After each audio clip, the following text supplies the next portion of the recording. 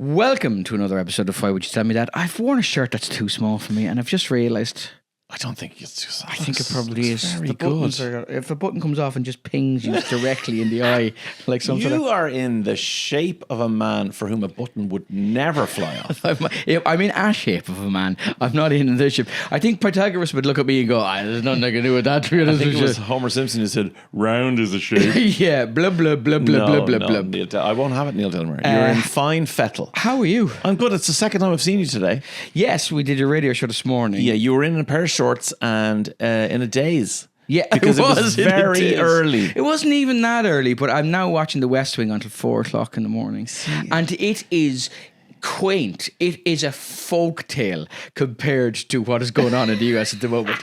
Like, there was an episode the other night where, I know we're getting sidetracked, but that's what we do on the show. The whole point, yeah. So there's an episode, and CJ, who's the press secretary, is going, so there's too many people working in the White House and they want more office space. And they go, we could move the office space across the way. And she's like, the press won't allow us to do that. There's no way we can do that. The American public will think we're hiding something from the press. And you're going, oh, CJ. If only you knew, CJ. CJ and Josh and Toby. If only you knew the impending mind melt of what's coming down the tracks. So you are living the life of a teenage boy. Yes. Where you stay up too late. Yes. You sleep through. Yes. Rouse post lunch. Yes. Grunt at somebody in the kitchen. Grunt, yes. And then just... Now, I would say it's a safety issue. Oh. Because I'm driving back from gigs in the middle of the night. Well, I'm driving back late. Sure. Right? So you do need to be kind of awake. I would agree. So... so this is why you've adopted the life of a teenager. Yes, but 4 o'clock is ridiculous. I should, Yeah, 1 o'clock is fine. One episode and in bed at 1. Yeah, 1 or even 2 is fine. But but this is ridiculous. But I haven't seen you in ages, but we obviously are diligent workers, so we pre-recorded loads. We did. I can't wait to catch up with you because we're going to do that in the bonus. I've got loads of stuff going on with you. Oh, great. Yeah. Well, so do I. But for the moment, we're the main podcast. You have to wow me. I have one fact for you in the second half. That's all I need. And I think it is of sufficient nutritional fact value that you will enjoy it. I look forward to it. Okay. I am going to tell you about either one of the greatest heists of the world, Okay. or an insane level of incompetence. Ooh. One or the other. And it's in the world of Formula One. Are you a Formula One fan? I like Drive to Survive. Right. I like never Drive to watched it. Survive, and I love the fact that they tried to do a tennis version of Drive to Survive. That's right. And a golf version of Drive to Survive. So it was a full swing. Yeah. So I watched the golf version one day, and I watched the tennis, and I watched the Formula One, and Roman Grosjean, I think it was his name, wasn't it? Went on fire. Yes. During an episode of that. So he gets out of his car, he looks like a lava lamp. He's fully on fire. And then I switched to the episode and I was like, oh, this is so tense now. Rory McIlroy is going to have to put across his own shadow. Like Roman Grosjean is now 90% crackling. He's melting. He is melting, and you're like, oh yeah, but Rory McIlroy might be frightened by how the sun works. Grosjean's been flame grilled. Basically, and now he was fine. Thankfully. Yeah, otherwise this is a very sad story. It is. But he's on his way to cremation. They're very different sports and very different levels of danger. Like, as you said, famously Tiger Woods used to play with a back injury, drive 300 yards, wince. Yeah. And everyone would go, ooh, oh, and he'd go and win a tournament. Whereas, as you said, F1 drivers 300 kilometers an hour into a barrier, come out on fire and go, okay, now I'll just go to my house in Monaco. And basically, that Halo thing saved a load of them. Like, there was one where an episode of that where the car went upside down and basically rested on the other car. You know when someone takes a lovely picture of a body of water and it's the same reflection above and below? It's like a mind melt of a dangerous journey. So I do like Drive to Survive, but I'm not now. I will reserve judgment on all Formula One if a fella who's from 4 miles out the road from me in Edenderry, Alex Dunn, is in Formula 2. If he gets a Formula 1 debut, and I are full on yacht in Monaco having the crack. I had Alex Dunn on the show. Did you? When he won a go-karting championship. Wow. I had him on when he got to Formula 4. Yeah. And I had him on when he got to Formula 2. So he owes me. I'm really? waiting. I'm waiting on that interview. We are going. Seriously. Yeah. Seriously, it has to happen. I'm full on. And you can walk up and down the paddock with all the supermodels and all the rest. If you don't think I'm going to be there in a full Offaly jersey, a full probably 85 Offaly jersey. The O'Neill's logo, when it was a circle, a full circle, and the O'Neill's was deleted out of it. Do you remember that logo? And no sponsors or anything like that. No, Yeah, Jesus, no, you wouldn't defile it. A crepe paper hat is what I want. I don't remember them. Do you not? No. Oh, that's full on. Crepe paper. That's full on going into county colours. That's going into Croke Park and being lifted over the barriers and priests getting in for nothing. That's that Croke Park. Okay, well, let me bring you to the world of Formula One. Yeah. And this actually has a Hollywood heist movie attached to it. Now, they haven't made a movie of this story, but there's a Hollywood heist movie involved in the story. Okay. So it's May 2004. Yeah. And the Principality of Monaco is where you want to be. Okay. Yeah. You want to park your 100-foot yacht up and you want to get into your €2 million Ferrari and drive the course. Yeah. And park up in, I think it's the Fairmont, isn't that like the nicest, one of the nicest hotels there. Anyway, this is all happening. And the Hill 16 of Monaco. The Hill 16 of Monaco, yeah, exactly. Different clientele, no hang sandwiches in tinfoil. But the glitterati, the wealth is all there. And one object actually stood out above all else, which wasn't a billionaire's car, it wasn't a yacht, it wasn't a member of a royal family, it wasn't even the Formula One cars themselves. It was on the front of one of the Formula One cars. Jaguar put a $300,000 diamond on the front of the nose cone of its Formula One car. Right. Okay. A $300,000 diamond. What could possibly go wrong? So it was part of an outlandish marketing stunt that resulted in an unsolved mystery. I can't say heist because we don't know, but listen to this. Okay. Jaguar Racing was owned by Ford. Yeah. And it was underperforming. Okay, let's be honest. It wasn't doing the business results-wise, sponsor-wise. They were clinging on to anything that kind of let them be relevant. Okay. They had to do something. So Mr. George Clooney and Mr. Matt Damon. Yes. Mr. Brad Pitt. Yes. And the rest of the Ocean's 12 boys were in town because Ocean's 12 was coming out. Yeah.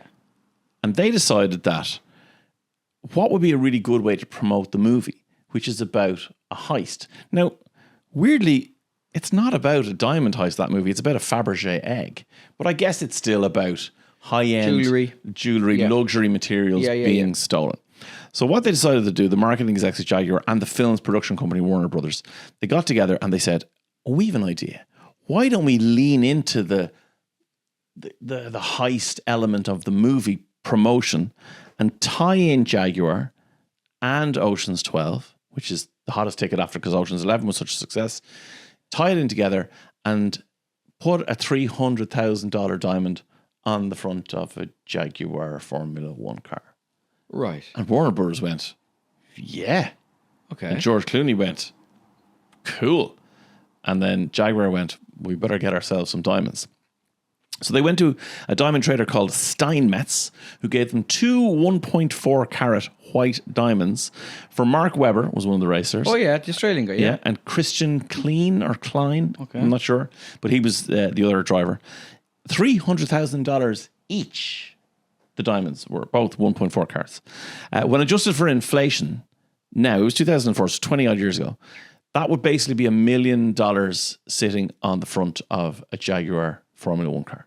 Okay. That's a lot of money. Yes. You know, I mean, obviously the numbers in Formula One are astronomical, but, you know, to stick a diamond on the front. Now, can I ask, was it just for display? Did they just drive it? They didn't drive it during the race? Am I getting ahead of myself here?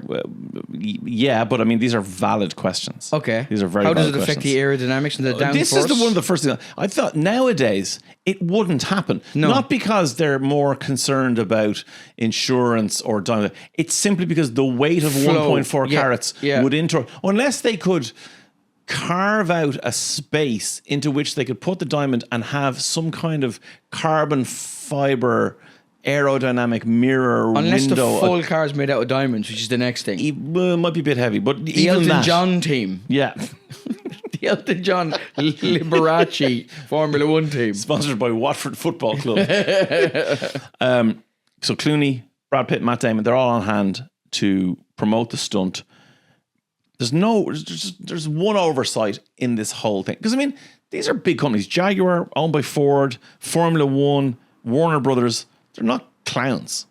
One overlooked thing is nobody was prepared to consider what would happen if a car crashed. Yeah. And it comes off the end of it. Which is the first thing that you thought In of. Monaco, which Yes. is a famously tricky course, there's nowhere to really pass. Absolutely, you've got everything. Okay. You're ticking all of the boxes.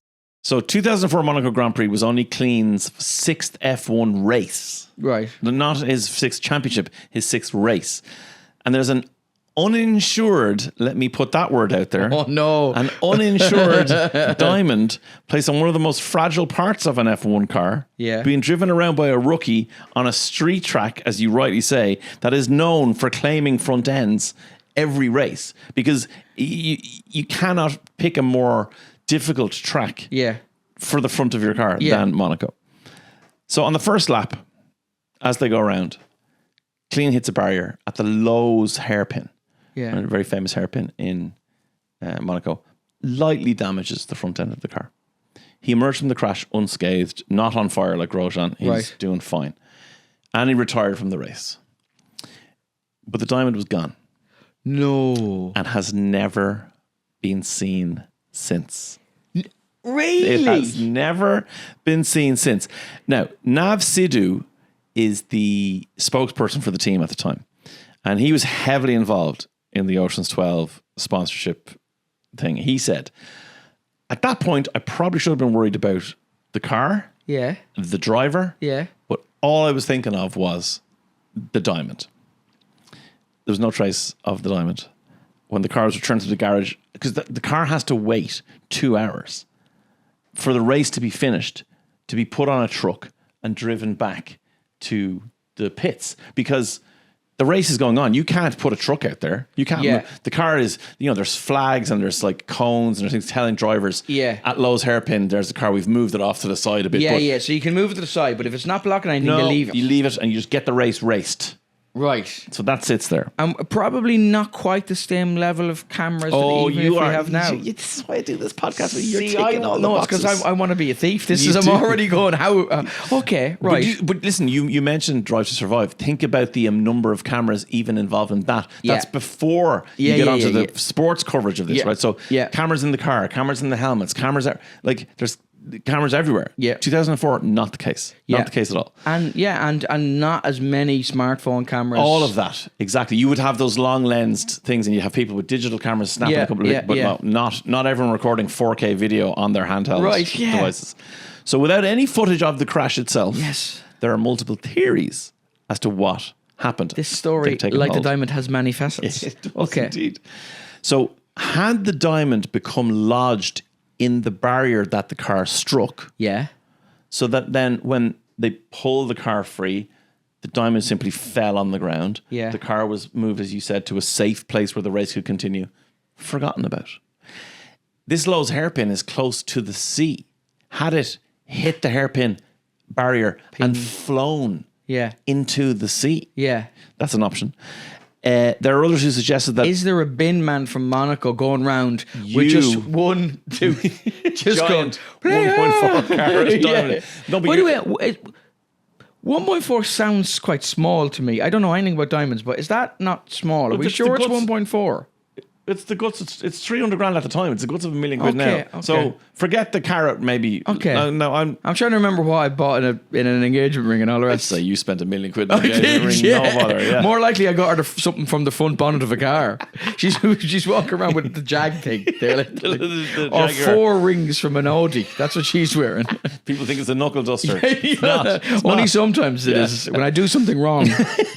So there's suggestion that because it was just glued on to the front, like there was no holder Oh no! This was like literally like It wasn't fixing. no. There wasn't was like glued. in a case which was screwed. A diamond was Pritt stick to the front of a Effectively, Formula One car. a bit of blue tack, and no one insured that. double-sided sticky tape. Okay. Put the diamond on the front of the car. So there's a suggestion that before the car even reached the first corner, the diamond had flown off because of aerodynamics and wind and whatever. Then the belief is that if that was the case, it was probably pocketed by an opportunistic bystander, racegoer, bin man, street cleaner, Yeah. hotel porter, whoever. Yeah. So, but what's that? Teenage Mutant Ninja Turtle up from the sewers. Exactly. There are others who theorized the exact opposite, which is that the diamond was never on the car. Okay. The Jaguar switched it out at the last minute. But Sea-Doo, the spokesperson, has vehemently denied this theory and said, no, there were diamonds on the cars. Like 100% they were $300,000 diamonds. Now, in some ways, although this mystery remains, and the diamond has not resurfaced to be bought on any black market or nobody knows from 2004. So the kind of storm drain theory is probably the strongest one, that the diamond did fly off, went into a drain, went out to the sea, and perhaps it's in Monaco Bay right now if you're a diver. Do you know something? One diamond, they're so rich in Monte Carlo, they're not even looking, they're not even bothering going in looking for that. Also, if you've seen the movie Moana, which I'm sure you haven't, Neil. No. But if you have, there's a creature, a crab creature at the bottom of the sea who likes shiny things. He sings a great song, Shiny, and he's covered in it. I would suggest at this point, he's made his way up there. Yeah. He's gotten it. So anyone who has kids will get that reference. That is the strongest theory, we think, that it literally flew off in the crash. Bing bong ding dong bang bang bang, and did that thing that it does in cartoons where it's on the grate of the thing, and it went bing ding between the two things, and eventually went wick, wick, wick, and splashed down in Gonzo. I really hope that someone found it. I really hope that a normal punter. I mean, there must be some normal punters in. Of course, there are in Monaco. Yeah, absolutely. There are. Like there must be like people who work in the hotels. Minimum wage and all that. Yeah, who have normal jobs, and are not the wealthy. I love the idea one of them has found it. Okay, but where is it? Because usually when something like that is how found, identifiable is it?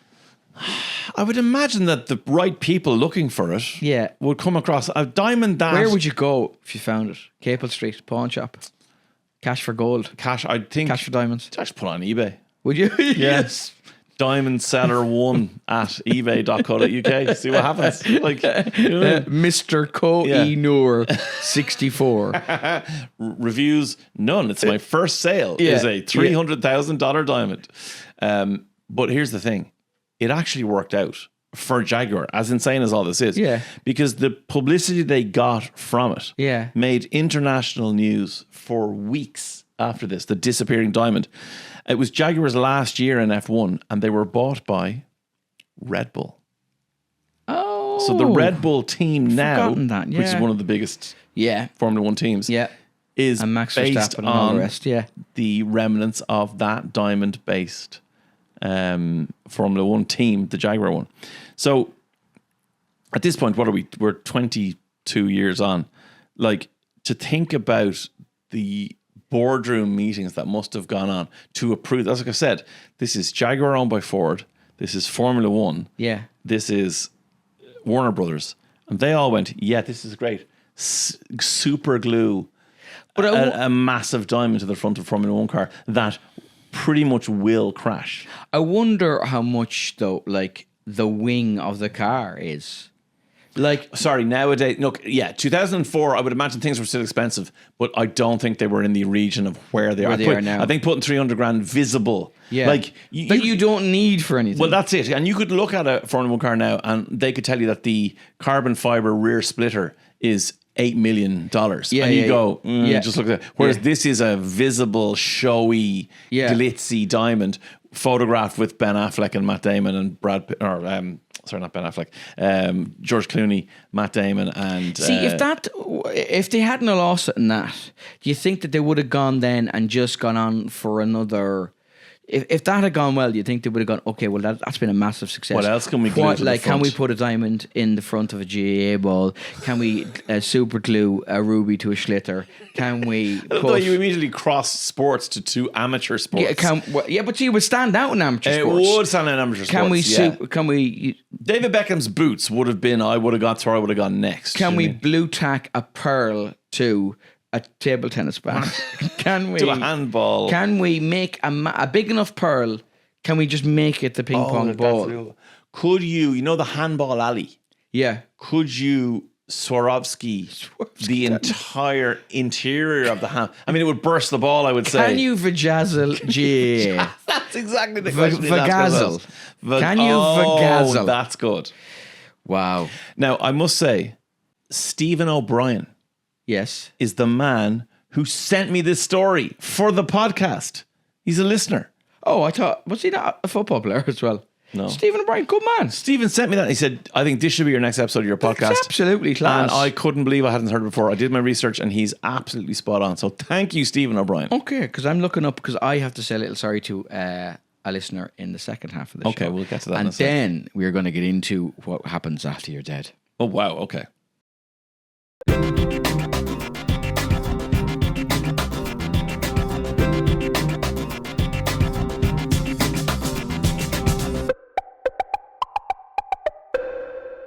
Welcome back to Why Would You Tell Me That? I have given you the Formula One diamond nose cone story, but now it is Neil Delamere's turn to... First of all, are you making an apology? Or Yes. Yeah, okay. Nick Danger has been involved. I hope Wow. it's his real name.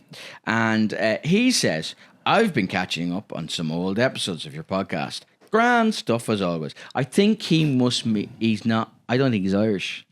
Because grand stuff means kind of mediocre. I was going to Irish. say, or he's very Irish and he's paying us a disservice. Yeah, He's that's going, fine. Grand. Yeah, I don't know why I'm bothered. Oh, nah. he means grand. Yeah, I think so. So I'm guessing Okay. he's not Irish. Or if he was Irish, it's far from his roots. He's fallen. True.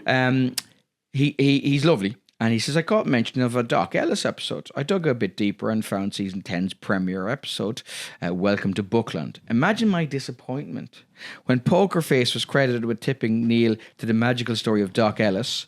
If people weren't listening to that episode, Doc Ellis threw a no-hitter and basically was off his face. On LSD at the time. yeah. Okay. Imagine my disappointment when Poker Face was credited with tipping Neil to the magical story of Doc Ellis rather than a long-time listener or an anonymous fan or an avid consumer of arcane facts and absurd bullshit alike, or even occasional listener and part-time fan. It's all right. I'll forgive you this one. Keep up the good work, lads. XOXO. And he had sent us... I don't know if it's a whole episode, but if you want an epic and amazing baseball story, check out Doc Ellis no-hitter What's story. the date on this? He had sent it to us before Poker Face. Poker Face was the other person you credited. No, Poker Face was the TV series. Oh, the with TV Natasha series. Lyonne. Is that her name? Sorry. Yes. So he had sent it to us, and then it had started in my memory, and then when she said it on the show, I went, that's a great story as well. So thank you very much to Nick, who did send us the original source material. Nick, love you, appreciate you. a I legend. know we're grand, but appreciate you you. are grand. I appreciate you listening to the grand lads. Okay. I have a question for you. Hit me. What do you want to happen to you when you die? Now, we've talked a little bit before about this, of you thinking that you're going to be in a vat of tiramisu and you just... Yeah, I just feel like a Pharaoh's tomb type scenario. okay. I think I'm that important to the world that I should be ensconced in tiramisu so that if and when I come to the when you're afterlife, resurrected, that the Egyptian, whatever the Egyptians you have believe, it for you. that I have the tiramisu there for sustenance, both on the way to the life beyond the river Styx, in that I would get there and I would also then be able to consume, I would assume endless supplies. Assuming you get to the nice place rather than the bad place. Well, yeah. wherever I go, I feel. I mean, yeah. I'll ignore the River Styx Greek thing and the Egyptian mix. You get it. Mixtures. You know it's what I'm fine. talking That's about. fine. Yeah. Okay. Well, let's assume for a second that we put your body and we intern your body. Inter your body, not intern. One would assume that when we bury you and we bury me together, spooning each other. do you know? Wasn't one of the pharaohs when he was mummified? Wasn't he mummified with a boner? Like, I mean, Is that what? I think Is that real? I think so. No, don't make this sordid. Don't make it sordid. It was going to be So lovely. us spooning for all but it was eternity gonna be- wasn't sordid. No, it was going to be affectionate Okay. spooning. It wasn't like aggressive spooning. Right, It was just kind of Just out of interest, was I big or small spoon in your eyes? I think for comedic purposes, it would be funnier if you were the small Because spoon. in my real life, Yeah, I am always small spoon with my wife. you were almost small spoon. So I'm at the front, Really? and she's Like a hugging me. backpack? Yes, she's my like a backpack. little backpack. Yeah. Oh, right, So okay. I think I would like to emulate that in the afterlife with you. Okay. No, there's questions now because you couldn't do it the other way. Her looking at you because then she'd be like a bum bag. Yeah. Because she's a tiny bum bag. Yeah. Okay. Congratulations to her, by the way. I have to say Oh, sorry. congratulations to her. Yes, she got a distinction in a Masters of Illustration from Falmouth University in the UK. That's really And impressive. yeah, I know. I'm very impressed. Okay, but I think we can just say that wherever we are dispatched to, wherever we're put into the ground, you would assume that we would stay there in perpetuity. Yeah, that's Don't get buried in Greece. in Greece. Greeks rent their graves. No. Yes, they do. I have been reading the BBC, I've been reading the LA Times, I've been reading Time magazine, Diff. This is from an article in 2015. So, Okay. I found out it has slightly changed since. It was the only country in Europe that had no, in mainland Europe, Western Europe, that had no crematorium. Oh my God. Okay, so cemeteries in Greek cities are so overcrowded now that bodies are usually and often kept for 3 years in the ground. Okay, so many questions which I know you'll have the answers to. The families then have to pay for an exhumation Right. and for the bones to be kept in a building known as an ossuary. But many cannot afford to pay even for that limited degree of dignity whoa. in death. And we'll get to that in a second. So, ossified is something that has become bone. Right, well, 'cause- Petrified is something that has become stone. wow, this is incredible because ossified is a word I would only use Being in terms buckled. of being drunk. Yeah. Yeah. Yeah. He was completely ossified. Yeah. But that is being turned to bone. That's what. Wow. Where do you want to start? Oh, so many questions. Okay, so 3 years you get not for free, but you get your kind of first run at it. Yep. And then you have to get exhumed. Yes. Granny has to be exhumed. Yep. And put in a gaff called an ossuary. Yes. And how long can she stay in the ossuary? Well, you have to pay for that as well. So, this is an article from 2015. At the time, they had no crematoria. Now, I've looked it up since, and there seems to be one. Okay? But there are Lads, if you want a business opportunity, yeah. get over to Greece and start burning people. Well, now, why would you think why of the entire population of Greece, why did they not have any crematoria? If there's such... Religion? Huh? Is it a religious thing? Yes, it is. If they're under such pressure. So this is you know the way in a kind of magazine article they actually tell you about a person, Yeah. and they so I'm not going to name her because obviously it's sensitive.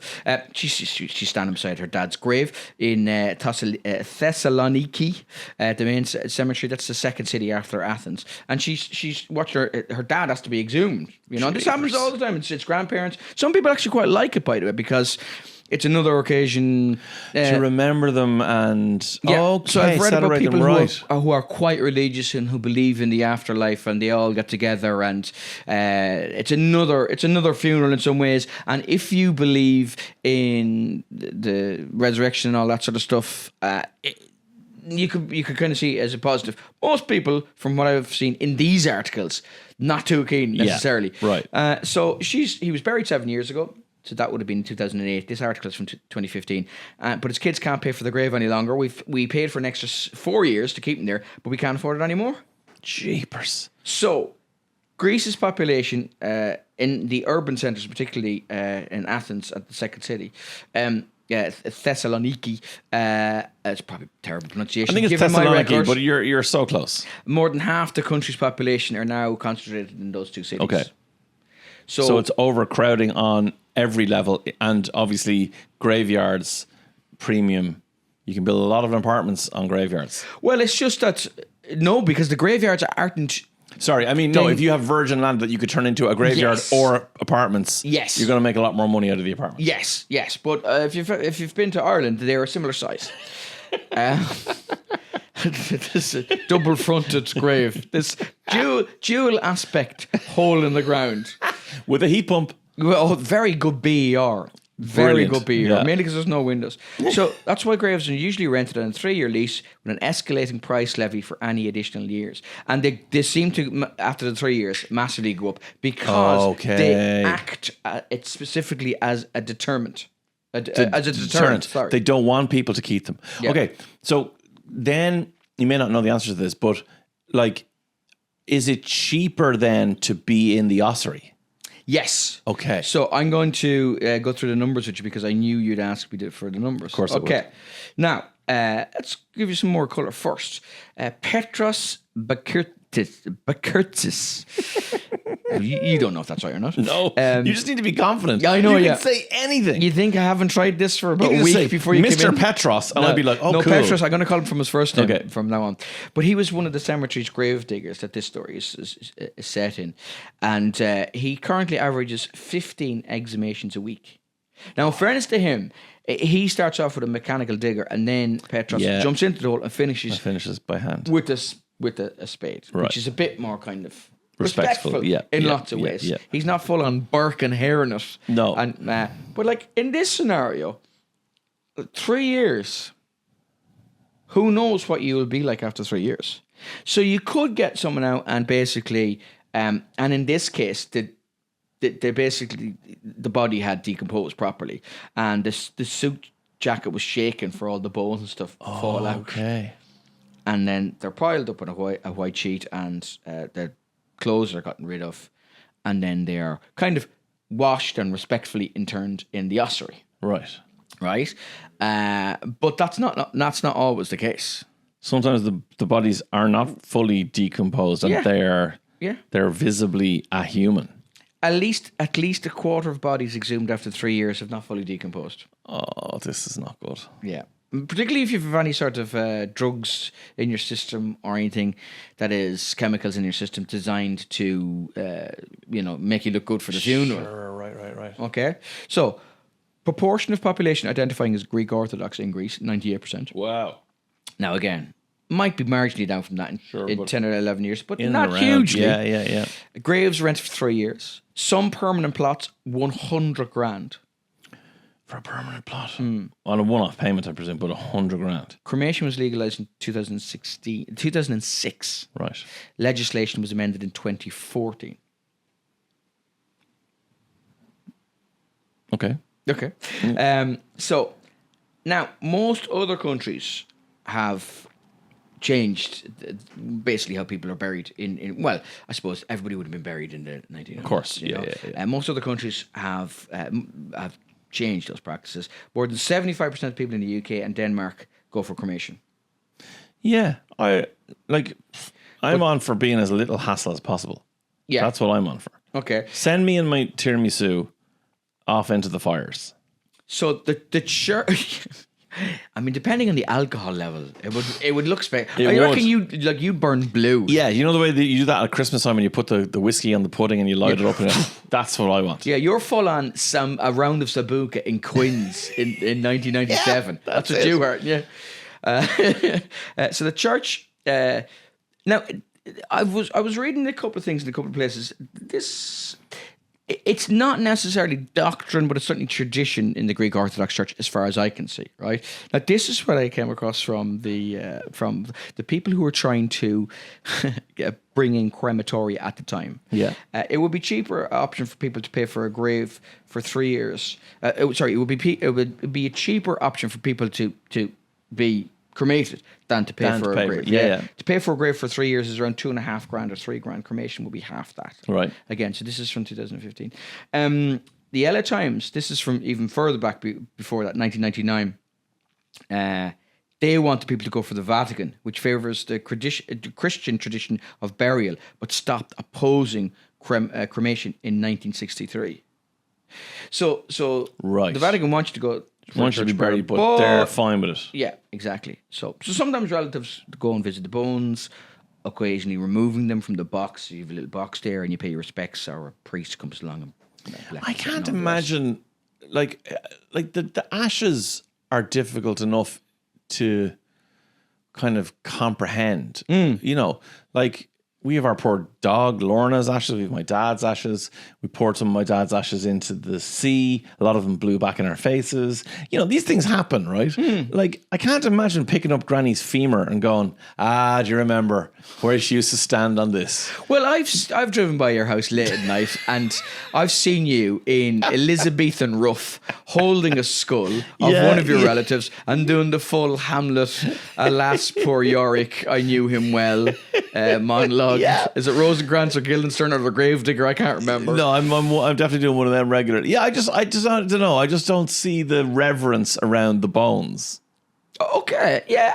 Listen, I suppose it's you just want to go to a place that reminds you of the person. That so makes if it's sense. a tree, that's grand. Now, of course, what I like about this story is there's an element of Irishness to this story. Oh, good. Do you know the way, if that happened here, there would be a way around it? Of course there would. So, like, do you remember, what was it, Connie's Digestives or whatever it was called? Do you remember there was a thing down in Cork where they had, you were only allowed for Lent, you were allowed 1 meal and 2 collations, and they were little snacks, and they used to make biscuits, but the biscuits were like the size of a Frisbee. Do you remember that? Right. So there's always kind of a way around 900 this. grams of sugar. But it was like the full size of a disc, basically. Or in the same way that when Lent was very much adhered to here, there was St. Patrick's Day. The day where you could, in the 60s when you could get the pill, but from your doctor for menstrual cramps and those situations. And as Fintan O'Toole put in his book, Mother of God, we had more menstrual problems in this country than any other country in the history of Europe. Jesus, there's awful complications. The cramps are terrible. The cramps in are Ireland. unbelievable. So we all need the pill here, but not for that doctor. So the workaround. The workaround is Bulgaria. So Bulgaria is a very popular venue for Greek cremations. Oh, so it's kind of like funeral tourism. This is what I was thinking. I was thinking, like, what sort of level of weekend of Bernie's do you put your granddad in the boot of the car? Do you slip the Undertaker a few bob? What do you do? Like, presumably you're driving over an international border. I know it's in the EU. Sure. But you're going from Greece to Bulgaria with your granddad in the passenger seat in sunglasses. Yeah, I've been on a couple of expressway buses that I felt like I was sitting beside somebody who had already passed away. Do you know the way that people... Do you know the way from Kerry in particular, the Healy Rays are organising people on buses to go up and get eye exams and eye surgeries in the north? Yes. Like full-on buses. That's Do you right. think there's, like, whatever about you in a car, do you think there's bus loads? Like, there's the funeral bus. Like, if you look on there and you see the people who are going up for the eye exams, you go, sure, half of them look dead already. Let them through. like there's a guy who stops at the border and there's a jolt, and just like everybody jolts forward. Like there's one body wrangler. Yeah. There's one corpse handler. Just whacks heads back all the way down. Or it's an upward slope and everybody goes, slowly gets back into it. But so this is a thing that they do, apparently. Again, this is from the earlier one, but it's also in some of the later. Funerism. I've just coined that. One undertaker in the Greek city of Salonika. Well pronounced. Says he arranges transport to Sofia, the Bulgarian capital, and cremation there for about 8 Greeks per month. Wow. And what they do is they smuggle them in a wooden horse. And the wooden horse is also, it's like, because that's flammable. Yeah. So they put the full wooden horse in. And people never check. You never check a Greek. No. For some reason, you see a wooden horse, you never check for Greeks. Even though we've learned. We haven't learned. That's that's the point. That's for about $2,500 each. Now, again, this is a good 25 years ago. Yeah, okay. And from a much more recent one, this guy is saying you can get a priest to perform a funeral rite in Athens, but you tell him you're burying the deceased in the native village, and you go to Bulgaria as well. So they get village. That's very clever. And then like there's a guy in it, and he was saying, "Listen, the priest didn't ask, because the priest said, please don't make me lie for you." So there's an element of acceptance, understanding, and acceptance. Yeah. Wow. Time magazine. 2005, burial plots are rented for 3 years, after which the grave is dug up to check the body is fully decomposed. If it has, fresh burial. If not, at least for another year. Now, what happens if when you dig someone up, there are no people? What? There are no relatives. Of course. Or what happens if the relative does. I thought you dug up the grave in Scooby-Doo style. It was empty. You dug it up and it was a diamond from a crashed car in it.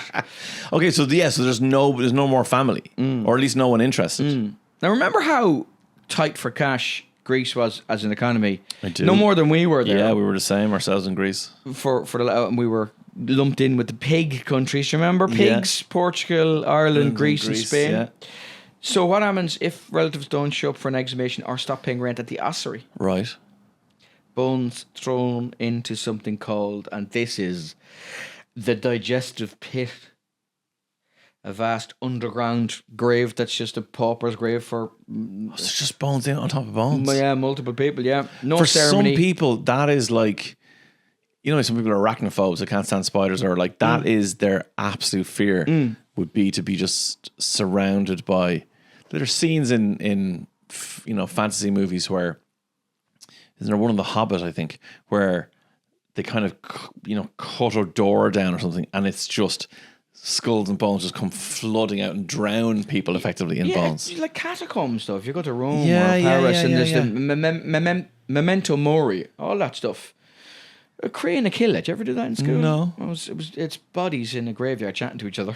It's a great idea. It's like weird Irish literature, like that you'd learn if your Irish teacher was really into various like classics of Irish literature, and that was one of them. I loved that. Like it was properly out there, So yeah, you go into that with like thousands and thousands of other people. Wow. But even these pits are filling up. In the third cemetery in Athens, the digestive pit is full, and there's no room It's a terrible for name. a new one. It's a terrible name. The digestive pit sounds like what you hear on a bifidus digestium ad, doesn't it? It's what we nickname our 16-year-old. He's just the digestive pit. Everything. Will he eat anything? Not only will he eat anything, he'll eat so much of anything. This is we call my nephew the goat not because that, but because he is likely to eat. Like sheets off the line, like that level of. As long as it's got protein in it, that's all they care about. Iron stomached. One of the best ones we had recently was he gets these pre-prepared protein-rich meals from. Okay. So for after the gym, he can eat them, right? And they're all mad into the gym now, aren't they? And he's super fit, super strong, taller than me. God, he's bone lazy. All the puns intended. Yeah. He ate one of these meals in his room. Through the wrapping. Almost, yeah. No, he managed to cook it in the bowl it comes in. Yeah. And then rather than bring it down, run it under the tap for a second to wash out the little bit of brown rice that was left or whatever, and put it in the recycling bin. He put it in his brother's room. And his brother woke up and went, what the hell? Opened up his door and his older brother's door and frisbeed it in which, of course, it didn't make it. It hit off a bookshelf and a part of the door jamb and then landed upside down on the carpet. To which I came home and was like, how is one of your meals upside down? He's like, I didn't do that. It was the other fella. And I was like, how's the other fella got one of your meals? He's like, oh, I put it in his room. And I'm like, no, like none of this is right. The initial step was very much mine. Yeah. But I think it escalated after that. So digestive pit, I get it. Anyway, that's a terrible name. Yeah, it is but it sounds like the bit of like your stomach that they would Gaviscon would target or something, wouldn't it? Even gets down as far as the digestive pit. Yeah. Do you want a layer of cool, soothing liquid, pink Pepto liquid, sitting on your digestive pit? Don't go to Greece. Yeah, this is crazy. I've never heard that before. Neither have I. And we've both been to Greece and know Greek people and have been there on holidays and all that. But yeah, there you go. Love it. Neil Delamere. One fact, I knew that'd do it to the second. Yeah, that's brilliant. I love that. Talk to you next week. Bye.